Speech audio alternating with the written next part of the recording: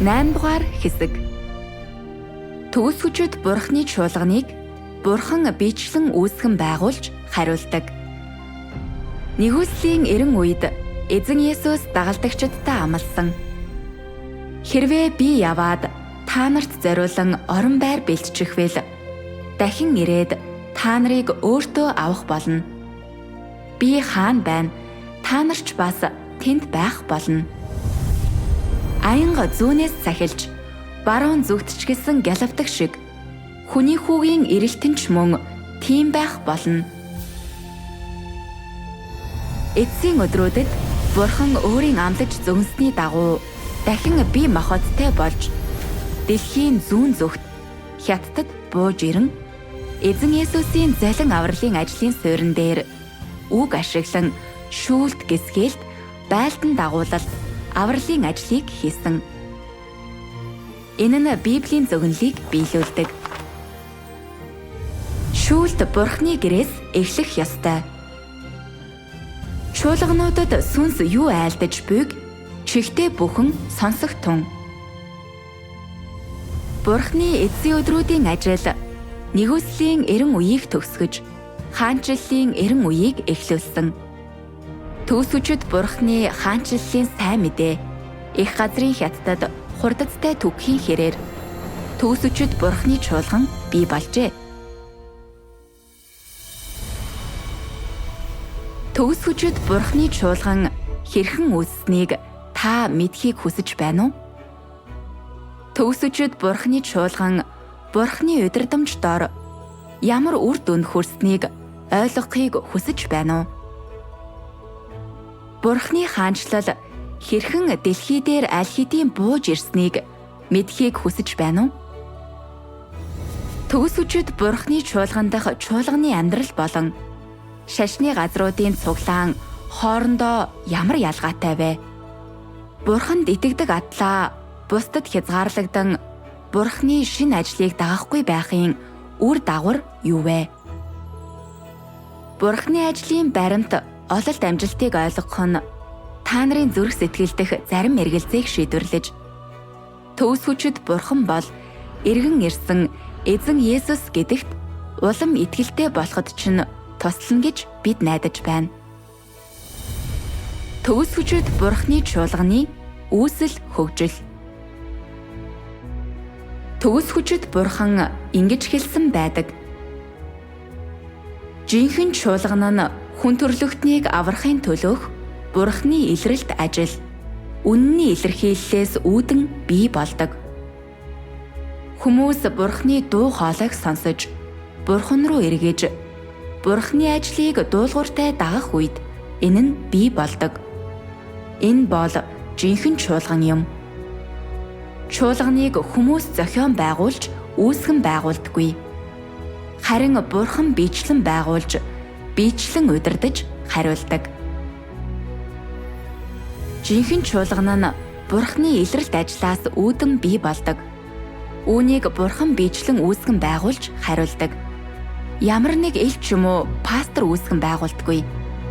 Жинхэнэ чуулган нь үннийг хайрладаг. Бурхны хамгийн сүүлийн үеийн үг ажилтай хөл нийлүүлдэг хүмүүсээс бүрддэг. Жинхэнэ чуулган ариун сүнсний ажилтай байдаг. Тэнд хүмүүс Бурхны одоогийн ажлыг туулж, Бурханд итгэх итгэл, Бурхны талаарх мэдлэгээ нэмэгдүүлж чаддаг. Эрен үе бүрд Бурхан шинэ ажил хийдэг. Бурхан ажилдаа шинэ алхам хийх бүрд итгэгчид хоёр ангилалд хуваагддаг. Тухайн эрен үед Бурхны одоогийн ажлыг хүлээн авч, дуулууртай дагаж, түүний мөрийг дагдаг хүмүүс Бурхны чуулганыг бүрдүүлдэг. Харин өнгөрсөнтэй гүжүүдлэн зууралддаг. Өмнөх эрен үеийн Бурхны ажилтай л зууралдаж, Бурхны хамгийн сүүлийн үеийн ажлыг дагахаас татгалздаг хүмүүс зүгээр л нэг шашны бүлэг болон дороотож, ариун сүнсний хамгийн шинэ ажлаар таягдан хаягддаг. Хуулийн эрен үед Йохова Бурхан хууль гаргасан. Йоховаг чин сэтгэлээсээ шүтэж, түүний хуулийг дуулууртай дагсан бүх хүн хуулийн эрен үеийн чуулганыг бүрдүүлж байв. Тэр үед хүмүүс Бурхныг хүндэлдэг, хуулийг хайхрамжгүй зөрчиж зүрхэлдэггүй байлаа. Гэвч хуулийн эрен үеийн төгсгөл үе рүү хүмүүст хуулийг сахихад улам бүр хэцүү санагдаж сүм хулгайчдын үүр болсон байв. Хүн бүр хуулиар цаазлагдах аюулд өртөж байлаа. Хүн төрлөختний хэрэгцээнд үндэслэн Бурхан ажлынхаа шинэ үе шатыг эхлүүлж бие махбодтой эзэн Есүс болон гарч ирж ажиллаж гимшицгээ Тэнгэрийн хаанчлал ойрхон байна гэж тунхагласан. Тэрээр золин авралын ажлыг хийж нэгүслийн эрен үед хүмүүсийн хэрэгжүүлж орох үннийг илэрхийлсэн. Олон хүн эзэнд итгэж дагсан нь тэр үеийн Христийн чуулган бий болоход хүргэсэн. Харин хуультай гүжүүдлэн зууралдаж эзэн Есүсийн ажлыг дагахаас татгалцсан хүмүүс сүмд судар уншиж залбирсаар байсан ч зүгээр л шашны зан үйлийг баримталж байв. Тэд ариун сүнсний ажлыг аль эрт алдаж зүгээр л шашны бүлэг болж дороотон ариун сүнсний ажлаас хол хоцорсон байлаа. Эзэн Есүсийг дагсан хүмүүс ариун сүнсний ажилтай хөл нийлүүлж хуулийн доороос гарч нэгүслийн эрен үе рүү эзэн Есүсээр удирдуулсан юм. Хожим нь эзэн Есүсийн сайн мэдээ бүх улс орон газар нутагт түүч эцсийн өдрүүдэд дэлхийн зах хязгаарт хүрсэн.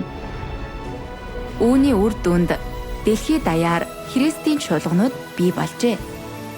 Энэ бол нэгүслийн эрен үеийн чуулган юм.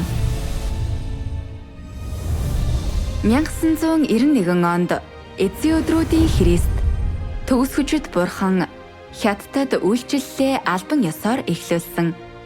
Тэрээр хэдэн сая үгийг дараалан илэрхийлж эцсийн өдрүүд дэх агуу цагаан сэнтийн өмнөх шүүлтийн ажлыг эхлүүлж хаанчлалын эрен үеийг нээсэн. Эцсийн өдрүүдийн Христийн илрэлт айлтураас үүдэн үннээр цангаж эрж хайдаг янз бүрийн урсгалын улам олон хүн төгсгөчд Бурхны үгээр байлдан дагуулагдаж ариусгадан Бурхны шүүлт гисгээлт дунд Бурхны илрэлт болон золин аврагчийн эргэн ирэлтийг харсан. Тэд эдгээр үг бүгд үнэн Бурхны дуу хоолой. Төгсгөчд Бурхан бол эргэн ирсэн эзэн Есүс гэдгийг таньжээ. Тэд төгсгөчд Бурхныг баяртайгаар хүлээн авснаар төгсгөчд Бурхны чуулган бий болсон юм. Төгсгөчд Бурхны чуулган бол хаанчлалын эрен үедх Бурхны чуулган юм. Ариун сүнсний ажлын шилжилтээс болж янз бүрийн урсгалууд ариун сүнсний ажлыг алдаж эзгүүрсэн.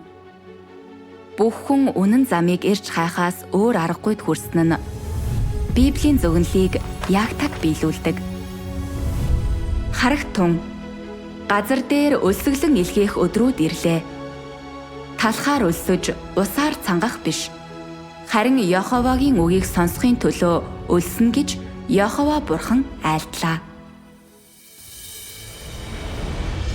Тэгвэл төгсгөчд Бурхны чуулган ямар чуулган бэ?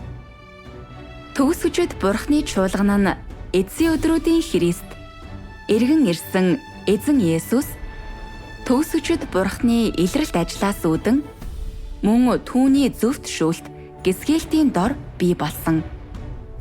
Тус чуулган нь төгсгөчд Бурхны эцсийн өдрүүдийн ажлыг үнэхээр хүлээн авч Бурхны үгээр байлдан дагуулагдаж аврагдсан бүх хүнээс бүрддэг. Үүнийг бүхэлд нь төгсгөчд Бурхан өөрөө байгуулсан. Өөрөө удирдаж хариулдаг бөгөөд ямар ч хүн үүсгэн байгуулаагүй. Энэ бол төгсгөчд Бурхны чуулган дах бүх сонгогдсон хүний хүлээн зөвшөөрдөг баримт юм. Яг л нэгүслийн эрен үед чуулгануудыг элч нар үүсгэн байгуулаагүй. Харин эзэн Есүсийн ажлын үр дүн байсан ба эзэн Есүс өөрөө байгуулсантай адил. Бурхнаар ашиглуулдаг хүмүүс зөвхөн түүний ажилд хамтран ажилдаг бөгөөд Бурхны оронд Бурхны ажлыг хийж чадахгүй. Үүнтэй адилаар эцсийн өдрүүд дэх түүсвчид Бурхны чуулганыг Бурхнаар ашиглуулдаг хүн байгуулаагүй. Харин түүсвчид Бурхны ажлын үр дүн юм. Би махбодтой болсон Бурхны илрэлт ба ажлын улмаас бүх шашны урсгалдах эзний олон жинхэнэ итгэгч эцэст нь Бурхны дуу хоолойг сонсож эзэн Есүс аль хэдийн ирж эцсийн өдрүүдэд шүүлтийн ажлыг гүйцэтгэснийг харж төгс хүчит Бурхан бол эргэн ирсэн эзэн Есүс гэдгийг бүгд баталгаажуулсан. Үүний үр дүнд тэд түүний эцсийн өдрүүдийн ажлыг хүлээн авсан. Тиймээс Бурхны сонгосон хүмүүс төгс хүчит Бурханаас өөр хиндэж итгэж дагдаггүй бөгөөд түүний үг ажлыг хүлээн авч дуулууртай дагдаг. Энэ бол хинч үгүйсгэж чадахгүй баримт юм. Төгсөжөд Бурхны илэрхийлсэн үг нь хүн төрлөختнийг аврах Бурхны удирдлагын төлөвлөгөөний нууцыг дэлгэдэг учраас Бурхны сонгосон хүмүүс Бурхны үгийн илчилтээс Бурхан эрен үе бүрд шин нэртэй байдгийг Бурхны шин нэр нь Бурхан шин ажил хийж байгааг илтгэдгийг цаашлаад Бурхан хуучин эрен үеийг төгсгөж шин эрен үеийг эхлүүлж байгааг бэлэгддгийг ойлгодог. Бурхан эрен үеийг өөрчилж тухайн эрен үеийн ажлаа төлөөлүүлэхийн тулд нэрийг ашигладаг. Хуулийн эрен үед тэрээр хууль тушаал гаргаж дэлхий дээрх хүн төрлөختний амьдралыг удирдахын тулд Йохова гэдэг нэрийг ашигласан. Нэгүслийн эрен үед тэрээр хүн төрлөختнийг залин аврах ажлыг хийхийн тулд Есүс гэдэг нэрийг ашигласан. Хаанчлалын эрен үе ирснээр тэрээр төгсөжөд Бурхны нэрийг ашиглан хүнийг ариусгаж, өөрчилж аврахын тулд Бурхны гэрээс эхлэн шүүлтийн ажил хийсэн. Бурхны шин нэр бол хүн дураараа нэрлсэн зүйл биш. Харин Бурхан өөрийн ажлын хэрэгцээний улмаас өөрөө авсан нэр юм. Үүнийг Илчлэл номд эртнээс зөгнсөн байдаг. Ялагчийг би өөрийн Бурхны сүмдээ баган болгоно. Тэр цаашид тэндээс гарахгүй. Би түүн дээр өөрийн Бурхны нэрийг Тэнгэрээс миний Бурхнаас ирсэн миний Бурхны хотын нэр болох Шинэ Иерусалимыг бичнэ. Би түүн дээр өөрийн шин нэрийг бичнэ. Би бол байгаа, байсан, мөн хожим ирэх, төгс хүчит, альфа ба омега, эхлэл ба төгсгөл гэж эзэн айлдав. Хуран цугласан олон хүний дуу хоолой, их усны шуугиан, хүчит аянгийн нүргээ мэд дуу гарахыг би сонслоо. Халелуя! Төгс хүчит эзэн Бурхан хаанчилсан гэв. Хаанчлалын эрен үедэх төгс хүчит Бурхан гэдэг нэр нь Илчлэл номын зөгнөлийг бүрэн биелүүлдэг. Бурхан бол төгс хүчит. Тэрээр бүх зүйлийг бүтээж захирдаг. Тэр бол эхэн ба эцэс. Тиймээс бид түүнийг төгс хүчит Бурхан гэж дуудах нь хамгийн тохиромжтой. Тиймээс хүмүүс бие махбодтой болсон Бурханыг төгс хүчит Бурхан гэж нэрлсэн. Төгс хүчит Бурханы чуулганч ийхүү нэрлэгдсэн. Зарим хүн төгс хүчит Бурханы чуулган аль урсгалд хамаардаг вэ гэж асууж магадгүй. Үнэн дээр төгс хүчит Бурханы чуулган ямар ч урсгалд харьяалагддаггүй. Ямар нэг улс орон бүс нутгаарч хязгаарлагддаггүй. Эцсийн өдрүүдэд Бурхан бие махбодтой болж анх Хятадд гарч ирж ажилласан. Тиймээс Хятад дахь бүлэг ах эгч нар эзний эргэн ирэлтийг анхлан угтан авсан юм. Гэсэн хэдий ч энэ ажил аврал нь зөвхөн хятадуудад зориулагдаагүй. Харин бүх хүн төрлөختөнд зориулагдсан. Янз бүрийн урсгал үндэстний дунд Бурхны хонд болон Бурхны аврахаар зорьсон хүмүүс бий. Тэд эцсийн өдрүүдэд Бурхны дуу хоолойг сонсож эзэн Есүс эргэн ирснийг таних үедээ өөр өөрсдийн урсгалаас гарч төгс хүчит Бурхны сэнтийн өмнө ирдэг. Өнөөдөр Бурхны эцсийн өдрүүдийн ажил бүх улс оронд түгхийн хэрээр төгс хүчит Бурхны чуулганч бас дэлхий даяар хурдацтай байгуулагдаж байна. Яг л Библиэд зөвгөнсөнчлэн энэ хашаантахаас өөр хонин сүрэг надад бий. Би тэднийг бас авчрах ёстой.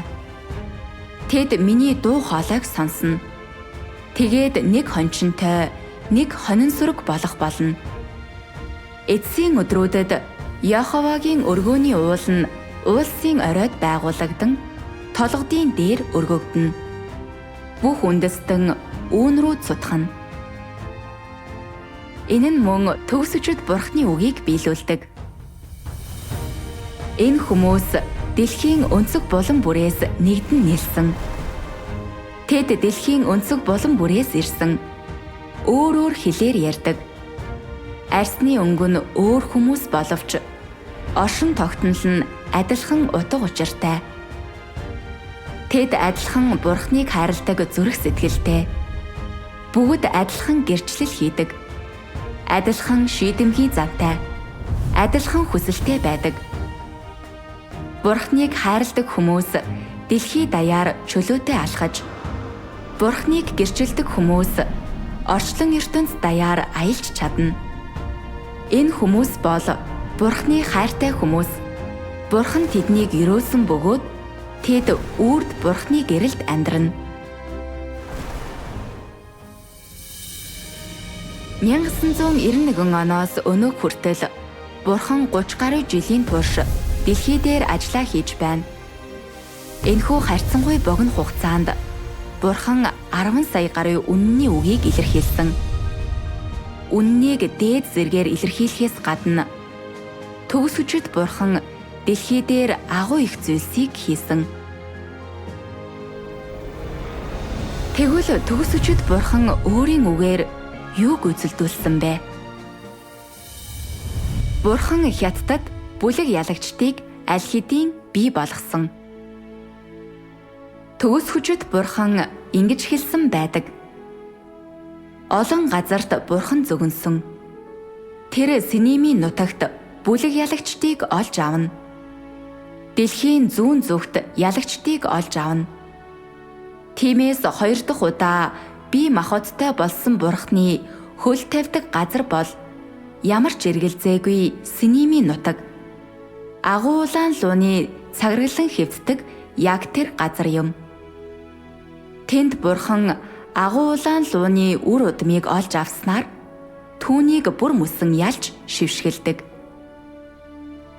Бурхан зовлонд гүнээ нэрвэгдсэн энэ хүмүүсийг сэрээж, бүрэн сэртлэн сэргээж, манангаас гаргаж, тэднэр агуу улаан лууг олуулах гэж байна. Тэд зүүд нойрноосоо сэрж, агуу улаан лууны мөн чанарыг таньж, бүхий л зүрх сэтгэлээ Бурханд өгч, харанхуйн хүчний дараллаас өндийн босож, дэлхийн зүүн зүгт зогсож, Бурхны ялалтын баталгаа болж чадна. Зөвхөн ийм маягаар л Бурхан алдрыг олж авна. Илчлэл номд Бурхан эцсийн өдрүүдэд бүлэг ялагчдыг бий болгоно гэж удаа дараа зөвгөнсөн байдаг. Тэд агуу гай зовлонгоос гарч ирэх юм. Тиймээс эцсийн өдрүүдэд төгс хүчит Бурхан дэлхийн зүүн зүгт Бурхныг хамгийн их эсэргүүцдэг улс болох Хятадд бие махбодтой болсон. Төгс хүчит Бурхан 1991 онд Хятадд ажиллаа эхлүүлснээс хойш Бурхны ажил энэхүү харанхуй, ёрын муу ертөнцийн яллалт эсэргүүцэлтэй тулгарч олон бэрхшээлийг төвчсөн. Төгс хүчит Бурхны чуулган дах Бурхны сонгосон хүмүүс Бурхангүй үзэлд Хятадын дэглэмийн баривчлага, хавчлага болон шашны ертөнц дэх Антихрист хүчнүүдийн эсэргүүцэл яллалттай тулгарсан. Сатаны хүчнүүд гаарч Бурхны ажлыг эсэргүүцэхээр нэгдмэл хүчин чармайлт гаргасан ч тэдний бүх хүчин зүтгэл талаар болсон. Бүрэн бус статистик мэдээгээр 2012-оос 2024 оны хооронд 293 ах эгч Хятадын коммунист намд баривчлагдаж, хавчигдаж, ам өргөдсөн. 480,000 орчим хүн баривчлагдсан. Хэдэн 10,000 хүн хөлийн чанд руу дөрөвхөөс өөр аргагүйд хүрсэн. Баривчлагдсан хүмүүсийн дунд тоо томшгүй олон ах эгч эрүүшүүлд туулсны улмаас хөгжлийн бэрхшээлтэй болж эсвэл эрүүл мэндэд нь насан туршийн нөлөө үзүүлсэн. Гэсэн хэдий ч тэд Бурхны нэрийг үгүйсгээгүй. Бурхнаас урваагүй. Тэд шоронгоос суллагдсныхаа дараа үүргээ үргэлжлүүлэн гүйцэтгэж янз бүрийн газар сайн мэдээ түгээн Бурхныг гэрчилсэн. 10 гаруйхан жилийн дотор хаанчлалын сайн мэдээ их газрын хятад даяар төгсөн. Төгсөчд Бурхны үг болон түүний нэр олонд танигдж сая хүн төгсөчд Бурхны нэрийн дор ирсэн. Их газрын хятад даяарх янз бүрийн урсгал дотроос үнэнийг ирж хайдаг, Бурхныг чин сэтгэлээсээ ирж хайдаг бүх хүн төгсөчд Бурхны өмнө эргэн иржээ. Тэд төгсөчд Бурхны илэрхийлсэн үннээр сэрээгдэж, байлдан дагуулагдан төгсөчд Бурхны үгийн шүүлт гисгэлтийг туулж, завхарсан зан чанарынхаа зармийг ариусгаж, Бурхнаас эмээдэг, дуулууртай дагдаг, хайрладаг зүрх сэтгэлийг аажмаар бий болгосон. Тэд бол төгсөчд Бурхны хятадд бий болгосон бүлэг ялагчид. Бурхантай нэгэн зүрх сэтгэл, нэгэн санаатай болсон.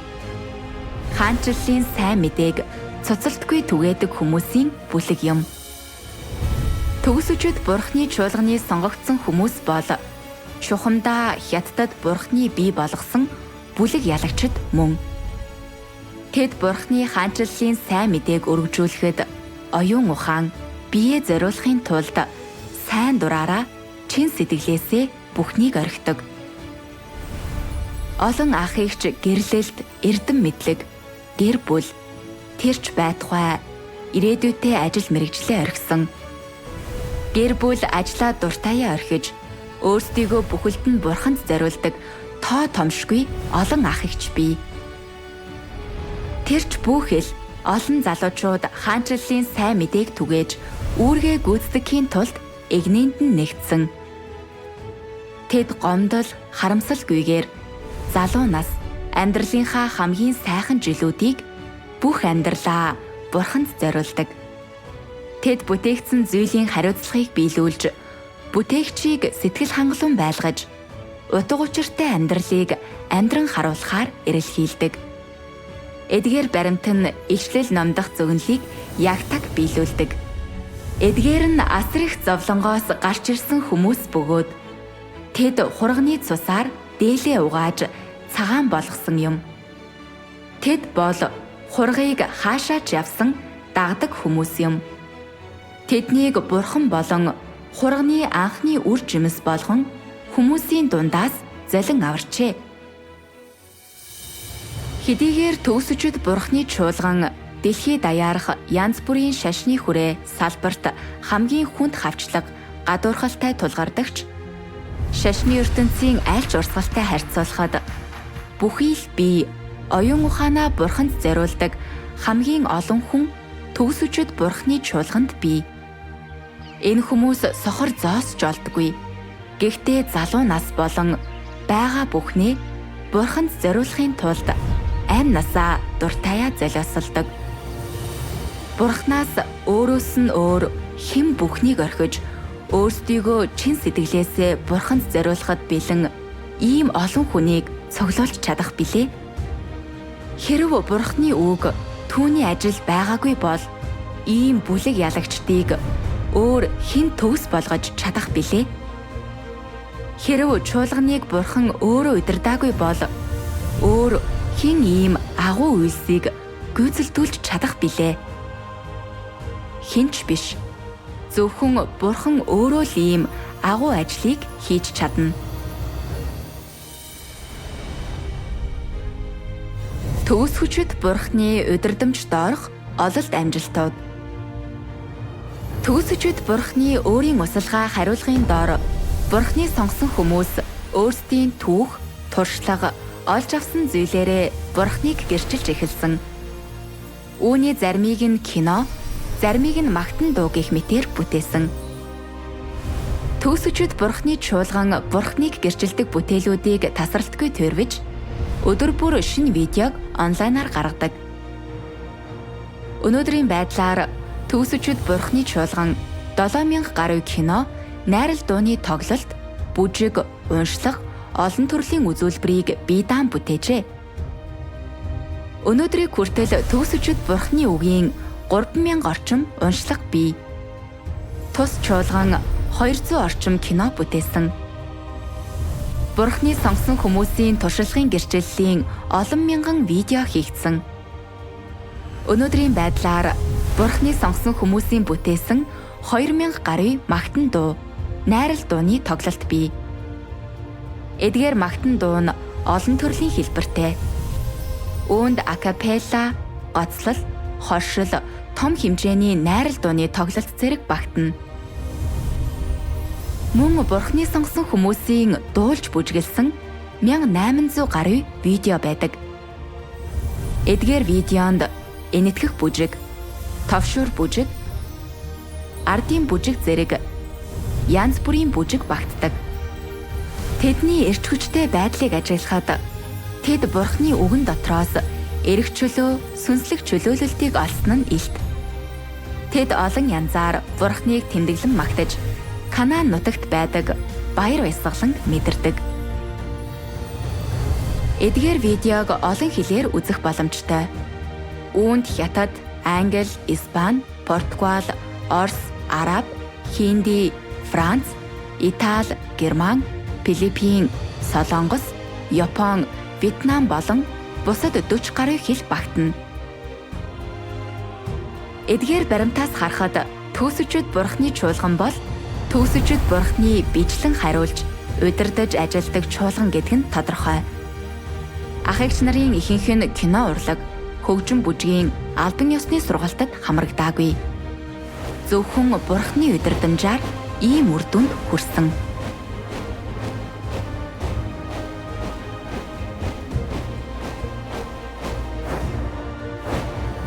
Энэ нь чухамдаа Бурхны төгс хүчин биш гэж үү? Бурхны мөр хаан байна. Тэнд ариун сүнсний ажил байдаг бөгөөд энэ нь гарцаагүй цэцэглэн хөгжинэ. Төгсөчд Бурхны чуулган бол илчлэл номд зөгнөгдсөн Филадельфийн чуулган юм.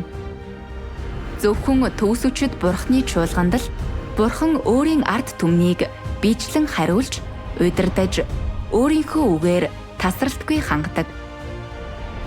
Зөвхөн төгсөчд Бурхны чуулганы Христэд итгэгчдэл ийм эв нэгдэл, эв найрамдлыг харуулж, Бурхныг гэрчлэхийн тулд бүхнийг дуртаяа орхидог. Эдгээр ололт амжилт юуг нотолж байна вэ? Бурхны агуу ажил гүйцэлдсэн. Бурхны хаанчлал дэлхий дээр гарч ирсэн. Хаанчлалын сайн мэдээний өргөжилт. Төгсөчд Бурхны илэрхийлсэн үнэн хурц гэрэл мэт. Дорноос өрн рүү хурдацтай түгэж, дэлхий даяар шууган тарьсан. Үнэнд хайртай өөрөө шашны суйртай хүмүүс төгсөчд Бурхны үг бол үнэн, Бурхны дуу хоолой мөн гэдгийг таньсныхаа дараа урсгалаа эргэлзэлгүй орхиж, төгсөчд Бурхныг баяртайгаар хүлээн авч, Бурхны сэнтийн өмнө эргэн ирсэн. Энэ нь эзэн Есүсийн үгийг биелүүлдэг. Миний хонин сүрэг, миний дуу хоолойг сонсдог. Би тэднийг мэддэг бөгөөд тэд намайг дагдаг. 1995 оноос эхлэн төгсөчд Бурхны сонгосон хүмүүс эцсийн өдрүүдийн хаанчлалын сайн мэдээг түгээж эхэлсэн. Ердөө 10 жилийн дотор Хятадд сая хүн төгсөчд Бурхны эцсийн өдрүүдийн ажлыг хүлээн авсан. 2012 оноос хойш 10 гаруйхан жилийн дотор төгсөчд Бурхны чуулган дэлхий даяар хурдацтай цэцэглэн хөгжсөн. Бурхны сонгосон хүмүүс Бурхны сайн мэдээг Аз, Европ, Америк, Африк, далайн орнуудын 100 гаруй улсад түгээсэн. Хаанчлалын сайн мэдээ өдөр бүр секунд тутамд түгэж бүх улс орны хүмүүс төгсөчөд Бурхны эцсийн өдрүүдийн ажлыг судалж хүлээн авч байна. Янз бүрийн улс оронд төгсөчөд Бурхны чуулганы сонгогдсон хүмүүс өдөр бүр Бурхны одоогийн үгэнд шимтдэг. Унших бүрд зүрх сэтгэл нь улам тодорхой болдог. Бурхны үгээр тижээгдэж удирдуулснаар тэд олон үннийг ойлгож итгэлээрээ өссөн. Өөрөөр улс оронд Бурхны эцсийн өдрүүдийн ажлыг саяхан хүлээн авсан олон шин ах эгч бас хаанчлалын сайн мэдээг хуваалцах үйлсэд нэгдэж байна. Тэд өөрсдийн улс орон ард түмний дунд Бурхны хаанчлалын сайн мэдээг өргөжүүлж төгсөчөд Бурхны нэрийг гэрчлэхийн тулд чадах бүхнээ хийдэг. Ариун сүнсний удирдамж дор Бурханд итгэдэг улам олон чин үнэнч итгэгч өдөр бүр Бурхны эцсийн өдрүүдийн сайн мэдээг хүлээн авч байна. Хаанчлалын сайн мэдээний тархалт өргөжөлт нь хүчит давалгаа мэт зогсолтгүй юм. Бурхны үг бүх хүн төрлөختнийг удирдах, бүхнийг гүйцэлдүүлэх бөгөөд Бурханд чин сэтгэлээсээ итгэж үнэн замыг ирж хайдаг бүх хүн гарцаагүй Бурхан руу эргэн ирж Бурхны сэнтийн өмнө дуулууртай дагана. Бурхан ирсэн, Бурхан гарч ирснийг бүх хүн төрлөختөн мэдэж авна. Бурхны нэр дэлхийн зах хязгаар хүртэл тунхаглагдаж бүх хүн төрлөختний дунд агуу хэмээн хүндлэгдэнэ. Ердөө 30 жилийн дотор төгсөчөд Бурхны хаанчлалын сайн мэдээ дэлхийд даяар цахилгаан мэт хурдацтай түгэж эзэн Есүсийн зөвнөлийг биелүүлсэн. Аянга зүүнээс цахилж баруун зүгт ч гэсэн гялавдаг шиг хүний хүүгийн эрэлтэнч мөн тийм байх болно. Бурханаас өөрөөс нь өөр хэн үнийг хийж чадах билээ? Энэ бол ариун сүнсний ажлын няцаашгүй нотлохоо бөгөөд төгсөчөд Бурхан бол үнэхээр эргэн ирсэн эзэн Есүс гэдгийг бүрэн баталж байна. Үүнийг хинч үгүйсгэж чадахгүй. Бурхан хүмүүсийн дунд агуу үйлс бүтээсэн. Христийн хаанчлал дэлхий дээр бууж ирсэн. Төгсөчөд Бурхны чуулган бол Христийн хаанчлал юм. Төгсөчөд Бурхан хаанчлалын эрен үеийг эхлүүлж, нэгүслийн эрен үеийг төгсгсөн. Тэрээр агуу гамшигын өмнө бүлэг ялагчдыг аль хэдийн бий болгосон. Энэ нь төгсөчөд Бурхан өөрийн хаанчлалыг аль хэдийн байгуулсны хангалттай нотлохоо юм. Христийн хаанчлал аль хэдийн гарч ирж Бурхны агуу ажил гүйцэлдсэн. Энэ нь Библийн зөвнөлийг яг таг биелүүлдэг. Эдгээр хаадын үед Тэнгэрийн Бурхан хаанчлал байгуулах бөгөөд энэ нь хизээж устдахгүй. Тэрхүү хаанчлалыг бусад хүмүүст үлдээхгүй. Харин бүх хаанчлалыг буталж сөнөөх боловч өөрөө мөнхөд орших болно. Энэ дэлхийн хаанчлал нь бидний эзний болон түүний Христийн хаанчлал болсон. Тэр үеийн үед хаанчлах болно. Эдгээр хаадын үед гэдэг нь эцсийн өдрүүдийг хэлдэг. Өөрөөр хэлбэл одоогийн хуучин ертөнц хараахан устгагдаагүй. Бүх улс орны хаад эрх мэдэлтэй хിവэр байх үеийг хэлнэ. Тэнгэрийн Бурхан хаанчлал байгуулах гэдэг нь Бурхан дэлхий дээр бие махбодтой болж шүүлт ариусгалтын ажлыг гүйцэтгэн. Энэ ажлаараа өөрийн хаанчлалыг байгуулна гэсэн үг юм. Христээр ариусгагдаж, аврагдаж, төгс болгуулсан бүлэг хүмүүс үнэнийг амиа болгон олж авсан бөгөөд Сатан муу ёрын сүнснүүд тэднийг цаашид завхруулж чадахгүй. Иймээс энэ хаанчлал хизээж устдахгүй, бусад хүмүүст үлдээхгүй. Ариусгагдаж төгс болгуулсан хүмүүс бол Бурхны хаанчлалын иргэд бөгөөд энэ хүмүүсийн цугларал нь Христийн хаанчлал юм.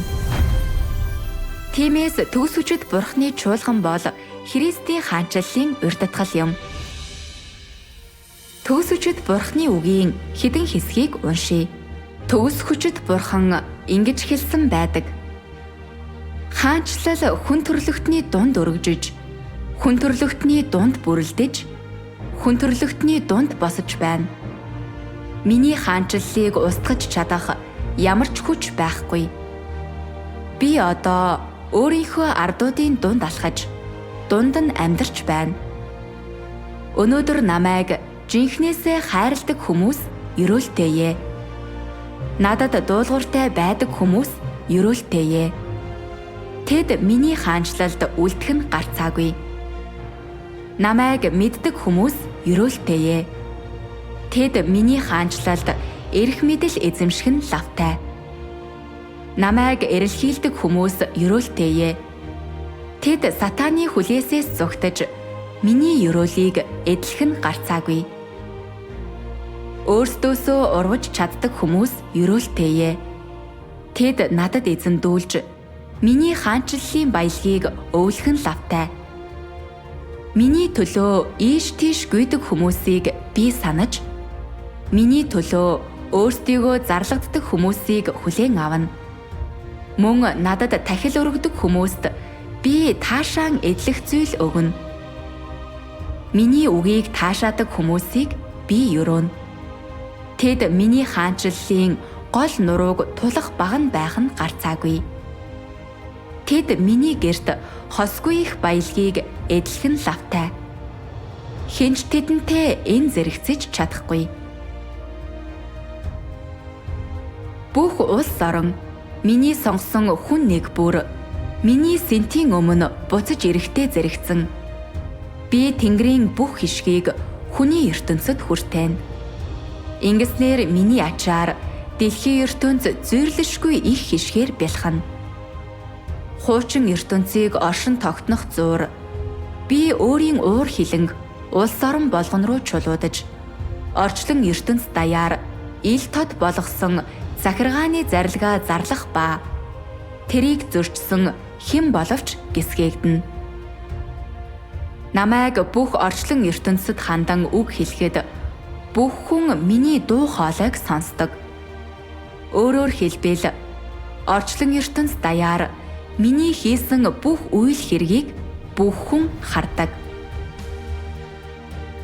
Миний санаа зорилгын эсрэг явдаг хүмүүс буюу хүний үйл хэргээр намайг эсэргүүцдэг хүмүүс миний гисгээлт дунд унана. Би тэнгэр дэх үе олон одыг шинчлэнэ. Миний ачаар нар сарч шинчлэгдэнэ. Тэнгэрүүд урдын шигэ байхаа болно. Газар дээрх бүх зүйл шинчлэгдэнэ. Миний үгээс үүдэн энэ бүхэн гүйцэлдэнэ. Орчлон ертөнцийнх бүх улс орон шинээр хуваагдаж, миний хаанчлалаар солигдно. Ингэснээр газар дээрх улс орнууд үрд үгүй болж, надад шүтэн мөрөгдөг хаанчлал тэнд байх болно. Газар дэлхийн бүх улс орон устгагдаж, оршин тогтнохоо болно. Орчлон ертөнц доторх хүмүүсээс диаволд харьяалагддаг бүх хүн үндсээрээ устгагдана. Сатаныг шүтдэг бүх хүн миний дүрлэлсэн гал дунд унана. Өөрөөр хэлбэл одоо энэ урсгалд байгаа хүмүүсээс бусад нь бүгд үнсэн товрог болно. Намайг хүм бүрийг гисгэх үед шашны нийгэмлэгийнхэн янз бүрийн хэмжээнд миний хаанчлалд эргэн ирж, миний үйл хэргээр байлдан дагуулагдана.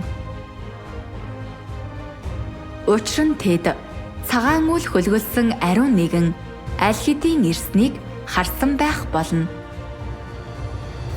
Бүх хүн төрлөөрөө ангилагдаж, өөрсдийнхөө үйлдэлд тохирсон янз бүрийн гисгээлтийг хүртэнэ. Намайг эсэргүүцсэн бүх хүн мөхөн. Газар дээрх үйл хэрэг нь надтай хамаагүй байсан хүмүүс биеэ хэрхэн авч явснаасаа үүдэн миний хөвгүүд, миний ардуудын засаглал дор газар дэлхий дээр үргэлжлүүлэн оршино. Би тоо томшгүй олон улс орон, тоймгүй олон хүнд харагдаж, газар дэлхий дээр өөрийнхөө дуу хоолойг илэрхийлж, агуу ажлынхаа биелэлтийг тунхаглан бүх хүнд үүнийг харуулна. Одоо агуу гамшиг аль хэдийн эхэлсэн тул Бурхан бүлэг ялагчдыг аль хэдийн бий болгож түүний агуу ажил аль хэдийн гүйцэлдсэн. Энэ нь хүн төрлөختнийг аврах Бурханы ажил дуусах дөхөж байна гэсэн үг юм. Тиймээс хэрэг бид Бурханы авралыг хүлээн авахыг хүсвэл цорын ганц зам нь төгс хүчит Бурханы ажлыг хурдан хүлээн авах явдал. Зөвхөн тэгж байж л бид Бурханы ариусгалд авралыг олж авч хаанчлалд орж Бурханы ард түмэн болж Бурханы амлалтыг өглөх боломжтой болно. Харин төгс хүчит Бурханы ажлыг судалдаггүй, хүлээн авдаггүй хүмүүс аврагдаж хаанчлалд орох боломжоо бүр мөсөн алдах болно. Тэд Бурханы хаанчлалын гадна үлдэж бүгд агуу гамшигт унаж бүрэн яллагдаж бүр мөсөн устгагдана. Яг л төгс хүчит Бурханы хаанчлалын захиргааны зарлагт өгүүлснээр одоо энэ урсгалд байгаа хүмүүсээс бусад нь бүгд үнсэн товрох болно. Төгс хүчит Бурханы чуулган дах чуулганы амьдрал болон шашны газруудын цуглааны ялгаа. Зарим хүн би өдөр бүр Библи уншиж залбирдаг.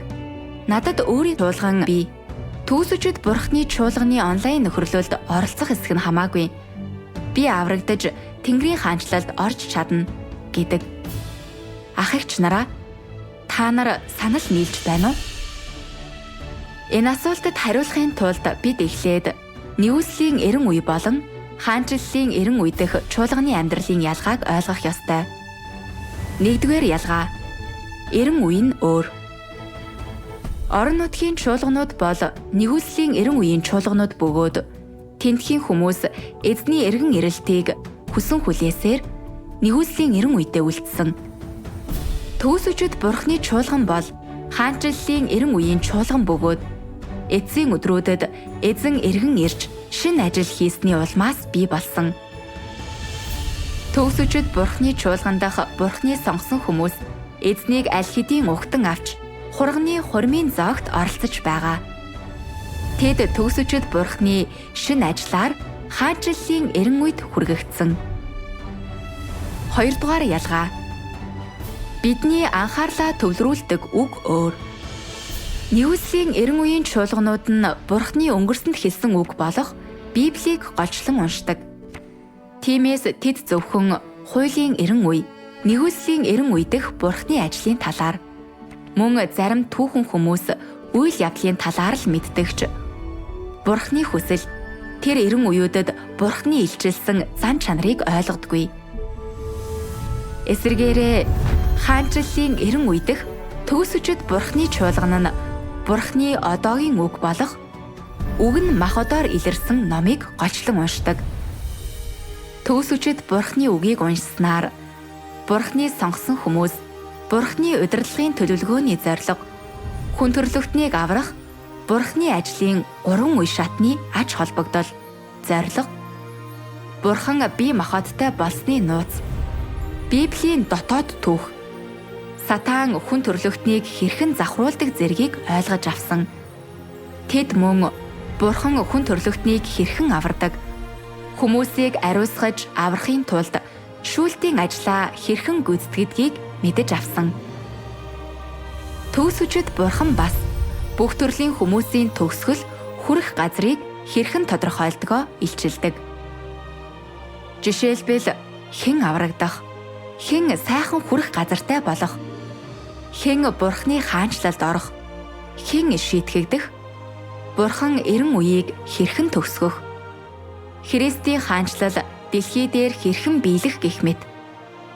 Эдгээр нь хуулийн эрен үе болон нэгүслийн эрен үед Бурханы хизээж хэлж байгаагүй үг бөгөөд Бурхан эцсийн өдрүүдэд бүгдийг нь илчилсэн. Яг л төгс хүчит Бурханы хэлсэнчлэн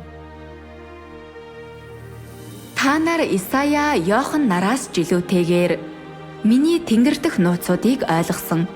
Та нар өмнөх үеийн бүх ариун хүнээс илүүгээр миний хайр татам эрхэм байдлыг мэддэг. Та нар миний үнэн, зам, амийг төдийхнийг хүлээн авсан хэрэг бус. Харин Иоханнаас ч агуу үзэгдэл илчиллийг хүлээн авсан юм. Та нар илүү олон нууцыг ойлгож, миний үнэн төрхийг харсан. Та нар миний шүүлтийг илүү их хүлээн авч, миний зөвхт зан чанарыг илүү их мэдсэн. Иймээс та нар эцсийн өдрүүдэд төрсөн хэдий ч та нарын ойлголт урьд үе өнгөрсөн үеийнхнийхтэй адил. Та нар бас өнөөдрийн зүйлсийг туулсан бөгөөд энэ бүгдийг би бичлэн хийсэн билээ. 3-т туршлагын гэрчлэл нь өөр. Нэгүслийн эрен үеийн чуулганууд бусдыг өөршгөө хайрлах, төвчээртэй хүлээцтэй байх талаар голчлон ярилцсан. Энэ нь хүмүүсийг нүглээ улайж, гимшиж, сайн зан авиртай болоход хөтлөхийн төлөө байв. Эдгээр нь ердөө тухайн үеийн биеийн хэмжээнд нь үндэслэн нэгүслийн эрен үеийн хүмүүст эзэн Есүсийн тавьсан хамгийн энгийн шаардлага байсан юм. Гэвч хүмүүс зөвхөн эдгээр илэрхий зан авирын нүглийг л хүлээн зөвшөөрсөн. Хүмүүс яагаад худал хэлдэг, яагаад бусдыг үзен яддаг гэх мэт өөрсдийн завхарсан зан чанар эсвэл нүглийнхээ үндсэн шалтгааныг тэд ойлгоогүй. Нүгэл уйлдэж Бурхныг эсэргүүцэх асуудал шийдэгдэлгүй үлдэж, хүн төрлөختний завхарсан мөн чанарч бас шийдвэрлэгдээгүй. Тиймээс 2000 жил хэрэгжүүлсний дараач хинч нүглийн болчлолоос үнэхээр ангиж ирж ариусгалтад хүрээгүй. Нэгүслийн эрен үеийн ихэнх туршлагын гэрчлэл нь нүгэл нь уучлагдсны дараа Бурхны нэгүслийг эдлэхэд төвлөрдөг. Жишээлбэл хүмүүс өвчин ядуурл зэрэг бэрхшээлтэй тулгарах үедээ Бурханд залбирахад Бурхан тэдэнд зам нээж өгдөг. Эдгээр нь Бурхны нэгүслийг эдлэх тухай гэрчлэл юм. Гэвч зовлон, золгүй явдал тохиолдоход зарим нь Бурханд гомдлож, Бурхныг үгүйсгэж, тэрч байтугай хэдийдэж хаанч түүнээс урвж чаддаг. Хаанчлалын эрен үеийн чуулганы амьдралд хүн бүр ариусгалд өөрчлөлтөд хүрэхийн тулд эцсийн өдрүүд дэх Бурхны шүүлтийн ажлыг хэрхэн туулдаг талаараа голчлон ярилцдаг. Эцсийн өдрүүдэд Бурхны үг хүн төрлөختний завхарлыг шууд шүүж, хүмүүст завхарсан мөн чанараа таньж мэдэх боломжийг олгодог. Бид нүглийнхээ үндсэн шалтгааныг ойлгож эхэлж, Бурхны зөвхт зан чанарыг харж, Бурхнаас эмээдэг зүрх сэтгэлтэй болж, жинхэнэ гимшилд хүрч, муугаас зайлж, аим зан чанартаа өөрчлөлтөд хүрдэг. Бурхнаар авруулна гэдэг нь энэ юм. Гай зовлон цэвэршүүлэлттэй тулгарх үедээ ч ийм гэрчлэл хийдэг хүмүүс Бурханд гомдолдоггүй. Бурхны зохион байгуулалт, зохицуулалтыг дуулууртай дагаж чаддаг. Энэ бол нэгүслийн эрен үед зүгээр л Бурхны нэгүслийг эдлэхээс илүү өндөр, илүү бодит гэрчлэл юм. Эдгээр нь зөвхөн Библийг уншиж, мацаг барьж, эсвэл сүмд мөргөл үйлдэх төдийхнөөр хүрч болох зүйл биш. Тиймээс хаанчлалын эрен үедх төгс өчөд Бурхны чуулганы гэрчлэл нь хүмүүс сатааны нөлөөнөөс ангижирч, зан чанараа өөрчилж буйн гэрчлэл юм. Эдгээр нь Бурхныг дуулууртай дагаж, Бурхныг мэдэж хайрлах тухай гэрчлэлүүд юм. Энэ бол хаанчлалын эрен үед хүрсэн хамгийн дээд байдал. Иймд хүмүүс шашин дотор Бурханд итгээд авралт хүрч чадахгүй гол шалтгаан нь энэ юм. Шашны ертөнц Бурхны шин ажилтай хөл нийлүүлээгүй. Тэдгээр цуглаанд хүмүүсийн нөхрөлдөг зүйл бол Библиэд дэх Бурхны өнгөрсөн үеийн ажил, үгийн тэмдэглэл юм. Тэд Бурхны одоогийн үгийг таашааж чадахгүй. Бурхны эцсийн өдрүүдийн ажлыг туулж чадахгүй тул аяндаа харанхуй дундаг. Яг л эзэн Есүсийг ажиллахаар ирэх үед сүмдэх хуучин хууль дүрмтэй гүжүүдлэн зууралцсан хүмүүс эзний авралыг алдсантай адилхан. Эцсийн өдрүүдэд төгсөчөд Бурхан шүүлтийн ажлыг Бурхны гэрээс аль хэдийн эхлүүлж, хүмүүсийг шүүж, цэвэрлэх үннийг илэрхийлсэн. Энэ үед Хэрэв хүмүүс үнэн замыг ирж хайж судлахгүй, ариун сүнсний ажилтай хөл нийлүүлж чадахгүй бол эцсийн өдрүүдэд Бурхны авралыг хэрхэн хүлээн авч Бурхны амлалтыг өвлөж чадах вэ? Төгс үчид Бурхны эцсийн өдрүүдийн ажил бол илүү шин, илүү өндөр түвшний ажил юм. Төгс үчид Бурхны чуулганы үүсэл нь шин эрен үеийн эхлэл, хуучин эрен үеийн төгсгөлийг илэрхийлдэг. Энэ нь эзэн Есүсийн нэгүслийн эрен үе дэх ажил аль хэдийн дуусаж, ариун сүнсний ажил шилжиж, Бурхан очлон ертөнд даяарах сүнсний бүх ажлыг эргүүлэн татаж, төгс хүчит Бурхны эцсийн өдрүүдийн ажлыг хүлээн авсан энэ бүлэг хүмүүс дээр төвлөрүүлсэн гэсэн үг юм. Өөрөөр хэлбэл төгс хүчит Бурхны чуулганы нөхөрлөлд оролцсноор л бид Бурхны одоогийн үгийг сонсож, эргэн ирсэн эзэн Есүсийг угтан авч чадна. Бид Бурханд итгэдэг учраас түүний шинэ ажилтай хөл нийлүүлэх ёстой. Хураг хаашаач явсан бид түүнийг даах ёстой. Одоо Бурхан чамайг хаанчлалын эрен үед аваачхыг хүсэж байна. Чамайг сатааны завхрал нөлөөнөөс чөлөөлж ялагч болгохыг хүсэж байна. Энэ бол амьдралд ганц тохиох боломж.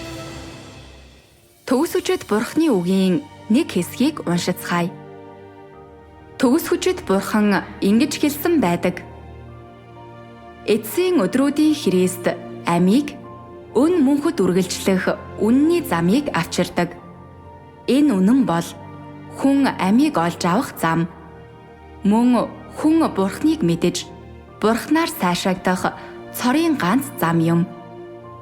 Хэрвээ чи эцсийн өдрүүдийн Христийн өгсөн амийн замыг ирж хайхгүй бол хизээч Есүсийн сайшаалыг олж Тэнгэрийн хаанчлалын үүдээр орох шаардлагыг хангаж чадахгүй. Учир нь чи бол түүхийн хоригдол, түүхийн утсан хүүхэлдэй юм. Дүрм журам, үг, түүхийн дөнгөнд захирагддаг хүмүүс хизээч амийг олж авч чадахгүй. Мөнх амийн замыг ч бас хизээч олж авч чадахгүй. Яагаад гэвэл тэдэнд байгаа бүхэн бол сэнтэгээс урсах амийн ус биш. Харин ердөөл хэдэн мянган жилийн турш зуралдсан булангартай ус юм. Амийн усаар хангагдаагүй хүмүүс үрд цогцос, сатааны зугаа, тамийн хүү хэвээр үлдэнэ. Тэгвэл тэд Бурхныг хэрхэн харж чадах юм бэ? Чи зөвхөн өнгөрсөнтэй зуралдаж, зүгээр зогсоод, аливаа зүйлийг байгаагаар нь байлгахыг хичээн, байгаа байдлаа өөрчилж, түүхийг хаяхаар хичээдэггүй тул үргэлж Бурханд дайсагнах биш үү? Бурхны ажлын алхмууд нь долиглох давлгаа, нүрэглэх аянга мэд далайцтай хүчрхэг. Гэтэл чи мунхаглалтаа хөтлөгдөж, юу ч хийлгүй зүгээр суугаад сүйрлээ хүлээж байна. Ийм байж чи яаж хурганы мөрийг дагдаг нэгэн гэж тооцогдох юм бэ?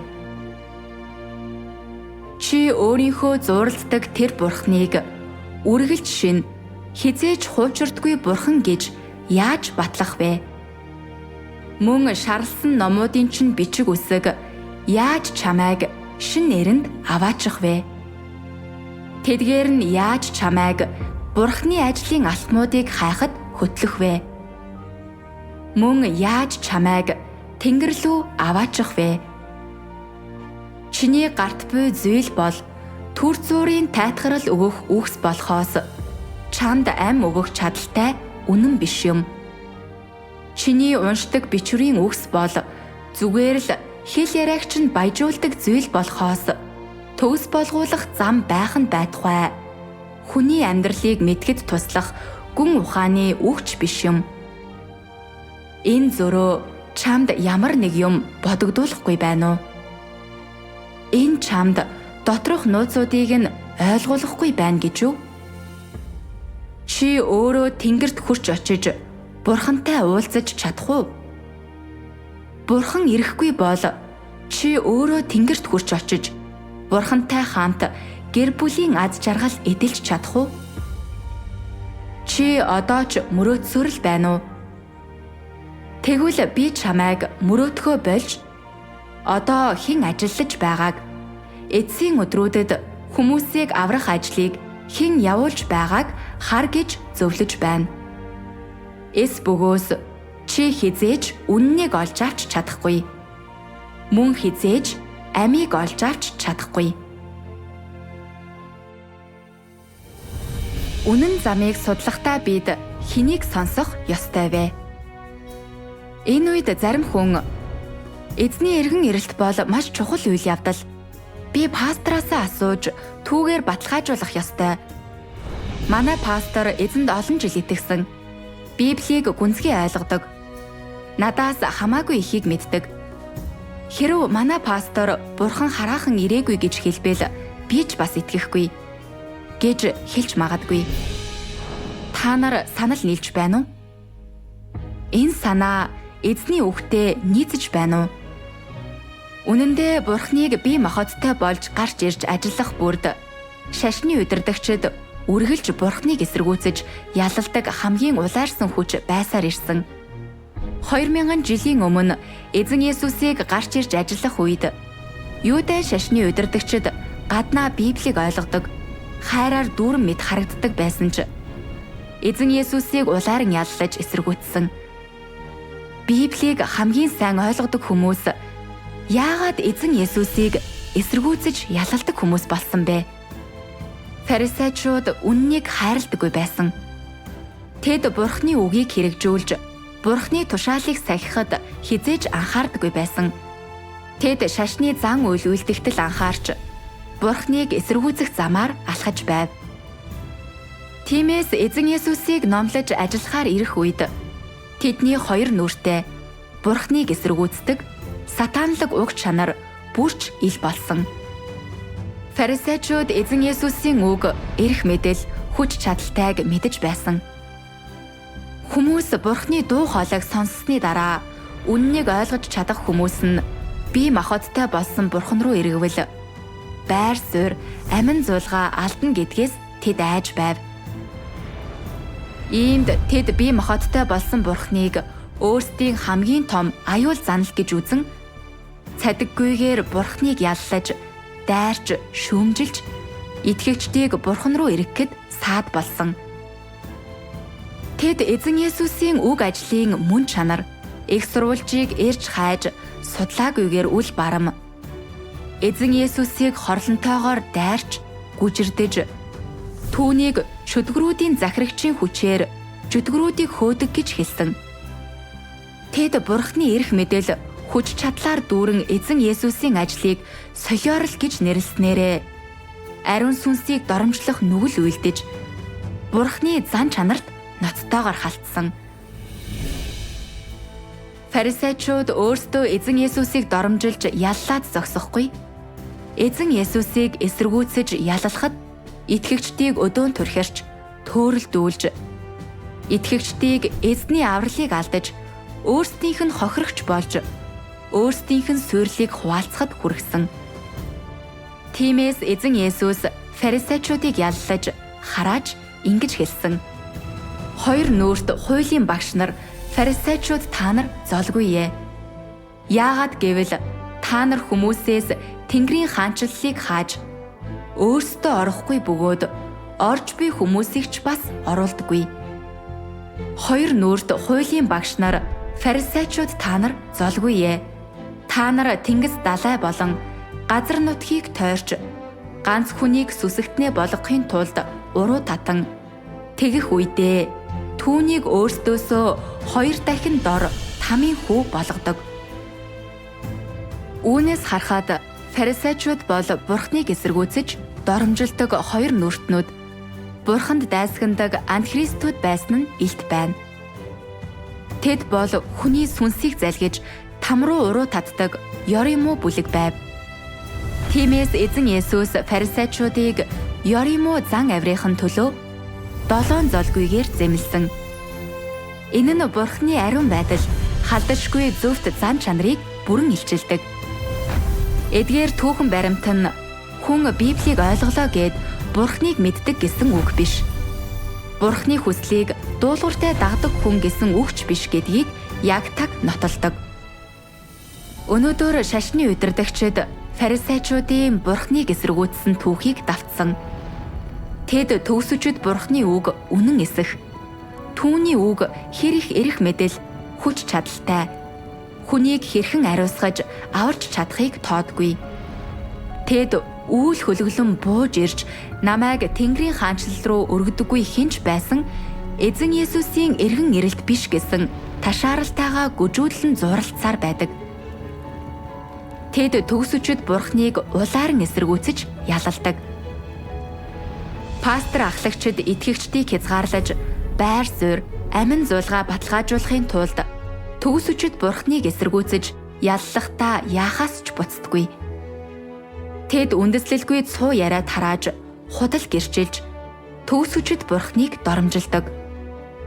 Тэд чуулганыг битүүмжилж, төгсөжид Бурхны эцсийн өдрүүдийн ажлыг судлахыг итгэгчдэд хатуу хоригддог. Тэд эзэн Есүсийг нэр төдий дагдаг атлаа төгсөжид Бурхныг улааран эсэргүүцэж ялалдаг. Энэ нь фарисеучуд Месиягийн нэрийг баримталдаг байсан ч эзэн Есүсийг эсэргүүцэж ялалдаг байснаас ямар ялгаатай юм бэ? Тэдний мөн чанар фарисеучуудынхтай адилхан. Гүжүүд ихэрхүү үнэнд дуулуургүй, үннийг үзэн яддаг биш үү? Тэд Тэнгэр дэх тодорхойгүй бурханд л итгэж, бие махбодтой болсон Христийг үгүйсгэж, эсэргүүцэж ялалдаг. Тэд Христтэй эвлэршгүй дайснууд юм. Тэд зүгээр л Христийг үгүйсгэж, яллаж, эсэргүүцдэг антихристүүд биш гэж үү? Яг л Библиэд хэлсэнчлэн учир нь Есүс Христ махбодод ирснийг хүлээн зөвшөөрдөггүй олон мэхлэгч дэлхийд орж ирсэн. Энэ бол мэхлэгч бөгөөд антихрист мөн.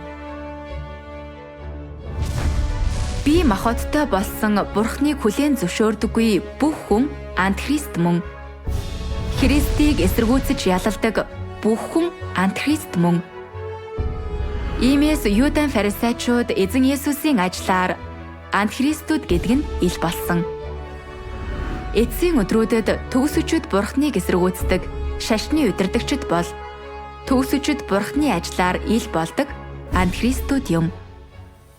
Одоо төгсөжид Бурхны илэрхийлсэн үг бүх хүн судлахад нээлттэй байгаа. Бурхны илрэлт ажлыг бүх дэлхийд ил тод гэрчлэхийн тулд бүх төрлийн сайн мэдээний кино, видеог интернетэд аль хэдийн байршуулсан.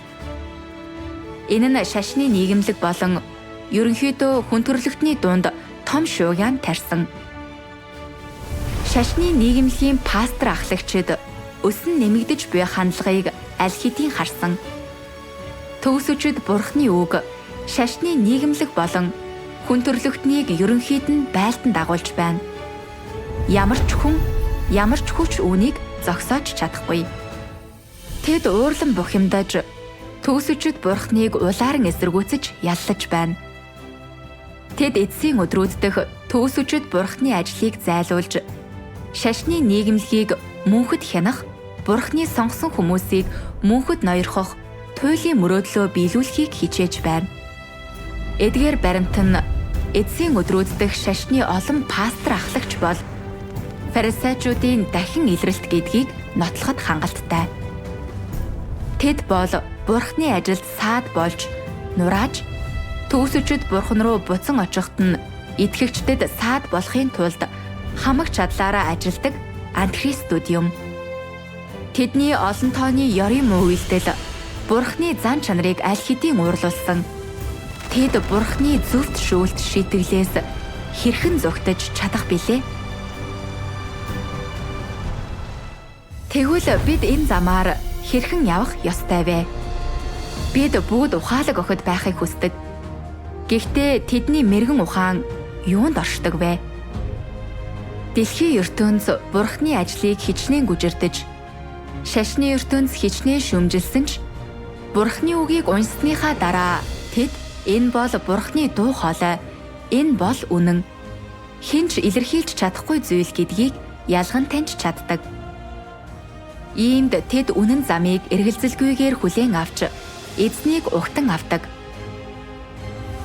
Тиймээс эзний эргэн ирэлтийн явдлыг судлахдаа бид ялган таних чадвараараа тунгаан бодож бидний хуваалцсан зүйл Библи болон үнэнтэй нийцэж байгаа эсхийг харах ёстой. Эзнийг угтан авах нь бидний амьдралын хамгийн чухал хэрэг бөгөөд бид өөрсдийн гэсэн дүгнэлттэй байж юмыг бичлэн шалгах ёстой. Бид Бурханд залбирч түүний дуу хоолойг таньж сурах хэрэгтэй. Хэрв төгсөгчд Бурхан ийм олон үннийг илэрхийлсэнийг мэдснийхээ дараа бид Бурханы үгэнд итгэхгүй. Харин оронд нь пасторуудын үгэнд итгэж Бурханд итгэх эрх, амь нас, үхэл, хувь заяагаа тэдэнд даатгавал бид хамгийн мунхаг тэнэг хүмүүс, мунхаг охид мөн. Иймээс өөрсдийгөө хааж, өөрсдийн арга замд гацсан хүмүүс Бурханы дуу хоолойг сонсож, Бурханыг угтан авах хувьгүй юм. Тэд бусдын цуу яриа, ташааралд итгэж, үннийг хүлээн аваагүй учраас эзэн сайныг шагнаж, мууг шийтгэхийн тулд үйл хөлөглөн бууж ирэх үед харамсаад нэмэргүй. Тэд өөрсдийн мэдлэггүй тэнэг байдлыг л буруутгах боломжтой. Библи бичсэнчлэн миний ард түмэн мэдлэг дутагдсанаас болж устгагдсан. Эцэст нь төгсөчд Бурханы үгийн өөр нэг хэсгийг уншийе. Төгсгөчд Бурхан ингэж хэлсэн байдаг. Христийн хэлсэн үнэнд найдалгүйгээр ам олж авахыг хүсдэг хүмүүс бол газар дэлхий дээрх хамгийн утгагүй хүмүүс. Христийн авчирсан амийн замыг хүлээн авдаггүй хүмүүс бол бүтэршгүй мөрөөдөлд автсан хүмүүс юм. Иймд би эцсийн өдрүүдийн Христийг хүлээн авдаггүй хүмүүсийг Бурхан үрд үзэн ядна гэж хэлдэг. Христ бол хүний эцсийн өдрүүдэд хаанчлалд орох үүд хаалга бөгөөд үүнийг хинч тойрч эс гарна. Христээр дамжилгүйгээр хинч Бурханаар төгс болгуулж чадахгүй. Чи Бурханд итгэдэг.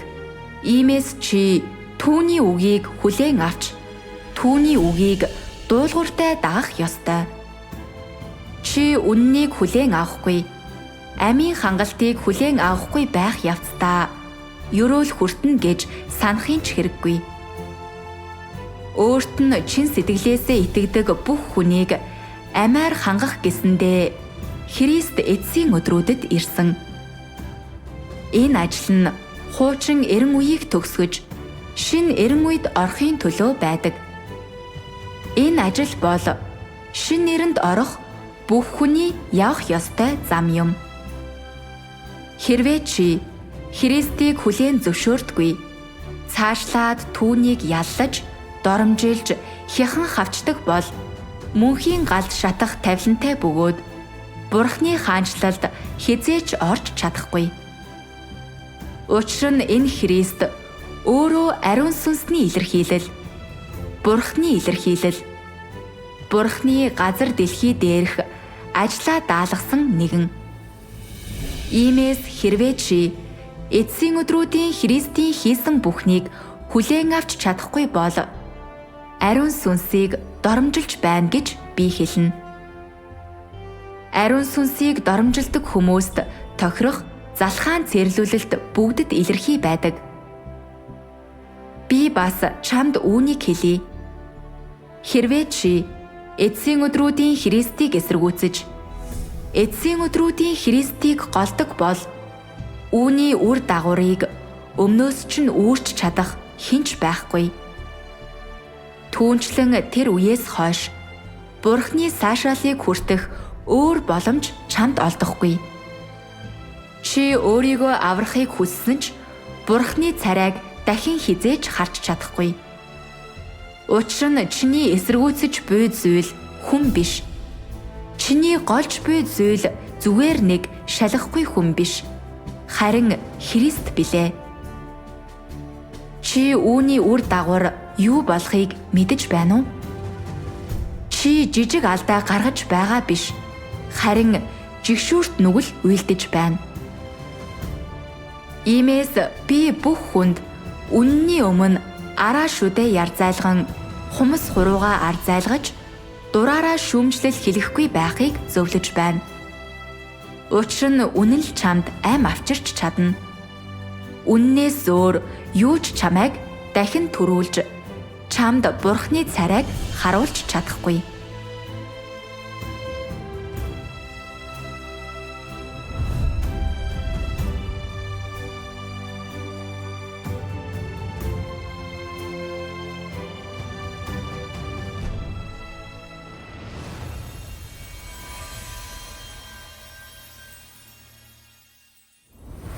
Хоёр мянган жилийн өмнө Эзэн Есүс ингэж амласан байдаг. Харах тун би хурдан ирнэ.